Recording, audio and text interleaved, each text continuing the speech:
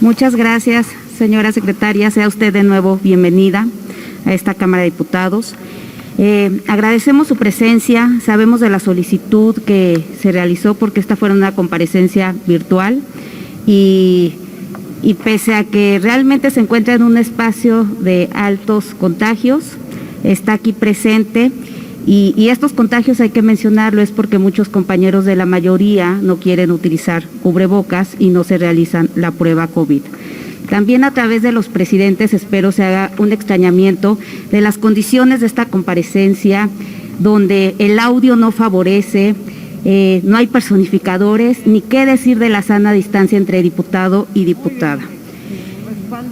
Muchas gracias, diputada. Ahora bien, la pandemia por el COVID ha dejado en el mundo entero una crisis económica y desempleo no vistos en los últimos 90 años.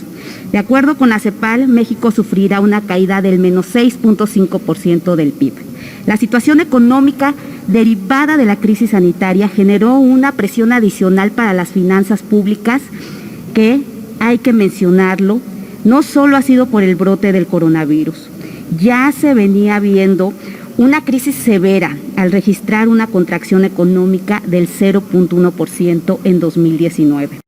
Además de la crisis económica, las familias mexicanas sufrirán un nuevo golpe por parte de esta administración, que en su afán desmedido por conseguir mayores recursos, desapareció 109 fondos y fideicomisos, entre ellos el fideicomiso que administra el Fondo para el Fortalecimiento de Sociedades y Cooperativas de Ahorro y Préstamo y de apoyo a sus ahorradores, y el Fondo para el Desarrollo de Zonas de Producción Minera, conocido como Fondo Minero.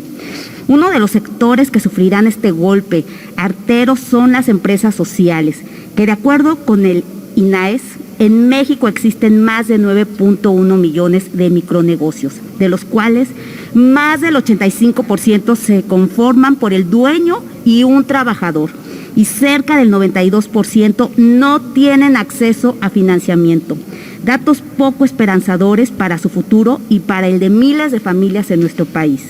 La importancia de estas empresas es que son un modelo que genera relaciones de solidaridad y cooperación más fuertes entre sus miembros, formando una distribución más equitativa de la riqueza.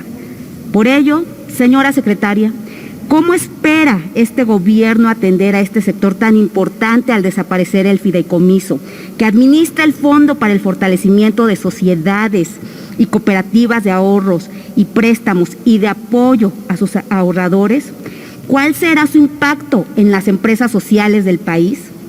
Por otro lado, durante su comparecencia del año pasado, se puso sobre la mesa la desaparición del Fondo Minero, argumentando que para el ejercicio fiscal 2020, el gobierno federal modificaría el Fondo Minero destinando 80% a la SEP para centros educativos, 5% para la administración de esta partida a la SEP, el otro 5% al área de minería que maneja la Secretaría de Economía y el restante 10% a la Federación.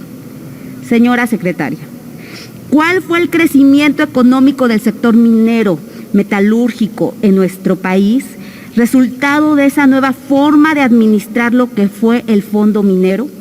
¿Cuál fue el impacto económico durante este 2020 en las comunidades que eran beneficiarias por el Fondo Minero? Por sus comentarios, muchas gracias. Gracias, diputado. Sin duda, respaldo y de acuerdo con el comentario que hiciste con el tema de la sana distancia y toda la logística de la comparecencia, le damos el extrañamiento a la Secretaría General de la Cámara de Diputados para que atienda este tema. Sigue en la orden, bueno, la Secretaria de Economía, por favor, adelante, hasta por 5 minutos. Muchas gracias. Decirles que hemos trabajado de cerca con algunas de las empresas sociales y por eso reiterar esta idea del tejido productivo. O sea, no podemos seguir pensando en una empresa como la solemos imaginar, una empresa tecnológica o una empresa automotriz, sino hay toda suerte, es un tejido amplísimo y de nuevo son de estas paradojas de la economía mexicana, donde pues tenemos que el mayor número de estas empresas está conformada por empresas muy pequeñas, muy pequeñitas, diría yo. Pero eso no significa que estas empresas no sean productivas o que no tengan que ser productivas, generadoras de alto valor agregado. Pensemos, por ejemplo, en el modelo alemán, donde las empresas, las microempresas, una microempresa puede ser un laboratorio de alta tecnología donde trabajan 3 personas, es una microempresa. Pero esa microempresa genera un alto valor agregado y por tanto es altamente productiva. Entonces tenemos que llegar a generar este alto, el objetivo no es apoyar solamente la existencia, sino acompañar todo el proceso de crecimiento. Y por eso, en este apoyo a las empresas, es que nosotros diseñamos para este año una plataforma de la cual es una plataforma viva. Todas las plataformas que tenemos son plataformas vivas, que se llama MIPYMES MX. Inicialmente era una obligación del TEMEC, o sea, teníamos que tener en un solo lugar reunido todos los apoyos que teníamos para pymes. Pero en la Secretaría no nos gusta nada más hacerlo porque así dice el tratado en el artículo tal y cual, sino que hicimos algo más e hicimos cajas de herramientas para las empresas. Y en esas cajas de herramientas vamos colocando cursos de capacitación en línea gratuitos, vamos colocando las oportunidades de financiamiento, los que ofrece el gobierno federal, los que ofrecen los gobiernos de los estados, los que lo ofrecen los bancos, los que ofrecen estas cooperativas de ahorro y préstamo. Entonces, vamos haciendo, poniendo cada una de las etapas de crecimiento de las empresas, cualquiera que sea su naturaleza, una microempresa, formal o informal, porque también no podemos combatir la informalidad simplemente con medidas fiscales. La tenemos que hacer con este proceso de acompañamiento. Y es entonces MIPYMES MX este proceso de acompañamiento. También en el programa de garantías del que hablaba, pues tenemos garantías para empresas, para cooperativas, siempre y cuando cumplan una serie de requisitos. Nos gustaría sí tener más fondos para garantizar más este modelo.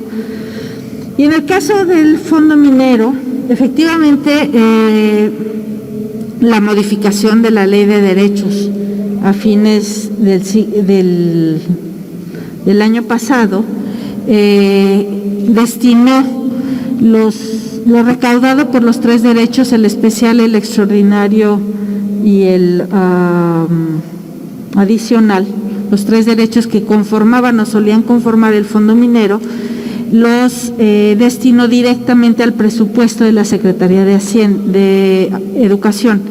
Y esta dependencia entiendo que lo ha integrado al programa La Escuela es Nuestra. Y de esta manera es que se están atendiendo las necesidades de las comunidades. El fondo en sí mismo no era un fondo para hacer crecer al sector, sino era un fondo para las comunidades donde se realiza la actividad minera, que podría no solamente ser los municipios, nosotros lo planteábamos a nivel de polígono, pero nosotros no tenemos más el fondo, tenemos solamente los recursos que quedaron de lo que nosotros llamamos el fondo viejo, pero que en realidad es el fondo entre 14 y 18, luego el fondo controvertido, es decir, el fondo que se controvertió en la Corte y que finalmente se desechó la controversia, entonces ese es el fondo de 19. Estos 2 fondos nosotros los hemos estado operando, el de 14-18, conforme a las reglas de operación vigentes en el momento de la recaudación del derecho.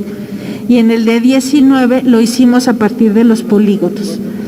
Hemos estado en un proceso muy arduo de trabajo para la distribución y la administración. Hay proyectos en marcha y que teníamos que estar simplemente ministrando del Fondo 1418. Ahí es donde estamos en términos del fondo.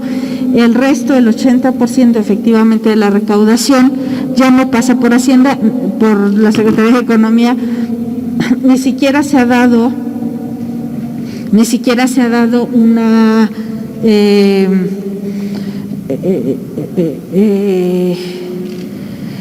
es decir, nosotros ya, digamos, terminamos con esas obligaciones y se deposita directamente desde tesorería al presupuesto de Hacienda. Nosotros lo único que damos es la información de cuánto se recauda en cada municipio. Gracias. Gracias, secretaria. Para la réplica, le damos la voz y la palabra a la diputada Ruth Salinas Reyes, de Movimiento Ciudadano, por favor. Muchas gracias, presidente. En Movimiento Ciudadano estamos convencidos de que la economía mexicana necesita toda la ayuda posible en esta época de COVID, en el que el trabajo en equipo y la ayuda mutua deben ser parte del proceso de recuperación, por lo que es necesario voltear a ver a nuevas opciones de cooperación comunitaria y desarrollo empresarial. En México existen 156 sociedades cooperativas de préstamo, autorizadas y reguladas por la Comisión Nacional Bancaria y de Valores, por lo que el 92% de empresas que no tienen acceso a financiamiento con la banca comercial pueden acercarse a estas cooperativas financieras para buscar opciones de crédito que les permita crecer y desarrollarse en momentos donde la liquidez es crítica. Señora secretaria, es el momento de impulsar y generar empresas de economía social de la propiedad colectiva, que fomenten una verdadera economía más equitativa, que elimine esa brecha social que existe en nuestro país. Las oportunidades son muchas en un país lleno de recursos naturales. No debemos dejar de ver que México ocupa el primer lugar en la producción de plata a nivel mundial. Es el primer destino de producción y de inversión en exploración minera en América Latina y el cuarto en el mundo. Señora secretaria, el gobierno al que usted representa tiene la enorme responsabilidad de saber administrar la riqueza de este país. Y no me refiero solamente a las riquezas minerales o al petróleo. Me refiero a saber aprovechar el talento de cada una de las y los mexicanos. Talento que ponen al servicio de México, sin importar que este gobierno les dé la espalda una y otra vez por sus malas decisiones. Las y los diputados de Movimiento Ciudadano seremos sus aliados, si usted así lo quiere, para sumar esfuerzos con el fin de emprender acciones que impacten de manera positiva en la calidad de vida de todas las y los ciudadanos en nuestro país. Muchas gracias.